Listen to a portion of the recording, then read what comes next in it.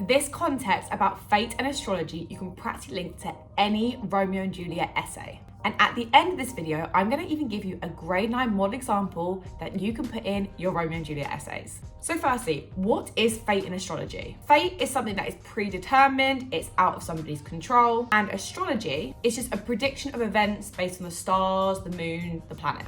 So, a grade 9 keyword that you can use in your Romeo and Juliet essays is celestial bodies. Celestial bodies just refers to the stars, the moon, the planet. So this is a really good one to link to fate and astrology because of course the celestial bodies, the stars, the moon, the planet was believed to actually influence events at the time. Here are some facts about fate and astrology that you can use in your Romeo and Juliet essays. So astrology was actually believed to be a credible science. So just like scientific facts that we believe now, it was believed to be a scientific fact, a truth of life in the Elizabethan era. And remember, this is the Elizabethan, not Jacobean era. So they believe that these celestial bodies actually influenced the events of the world. Another fact is that medical practitioners, like doctors, so they actually included these astrological predictions when they were diagnosing people with illnesses or trying to find the right treatment to solve somebody's illness. They would literally look at the alignment of the planets and then literally base their diagnosis and the treatment for that based on the stars, the moon, the planets,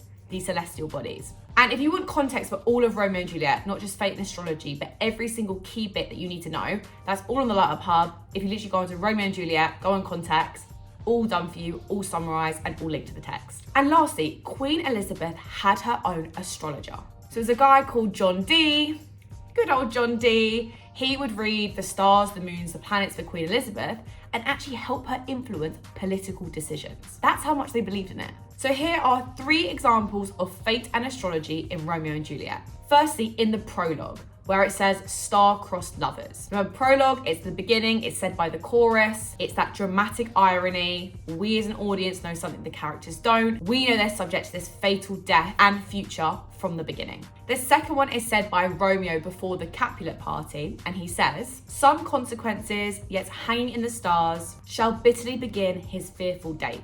Again, this is another sense of this grim foreboding. Foreboding, like hinting at the future, foreshadowing, you can say a similar thing. And we get this idea of destiny and this grim and bleak destiny that he will be subject to, and he acknowledges that he is subject to it and he can't control it. And the third example is in Act 5 when Romeo says, then I defy you stars. So this is his defiance of these celestial bodies. So the star, the moon, the planet, because he is now defying them because he realizes the omnipotent force they have over him. Omnipotent means like all powerful. So all of those show the theme of fate and astrology that is a very powerful force throughout the entirety of the play. Here is part of a grade 9 paragraph on fate and astrology in Romeo and Juliet. Within Elizabethan society, fate and astrology was a credible science used by physicians to diagnose illnesses and also by Queen Elizabeth for political decisions. The inescapability and omnipotence, so all powerful, of these celestial bodies, the stars, the moon, the planets, stains the play as the prologue instantly brands Romeo and Juliet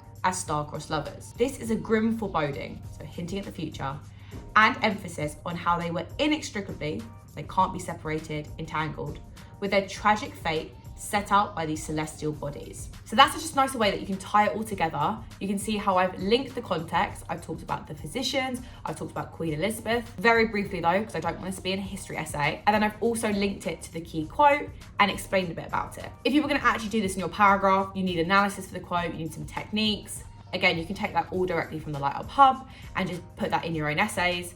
But that is a nice way that you can link it all together. So make sure you subscribe to the channel, guys, and I'm gonna link a video here that will help you with your Romeo and Juliet revision and English revision in general.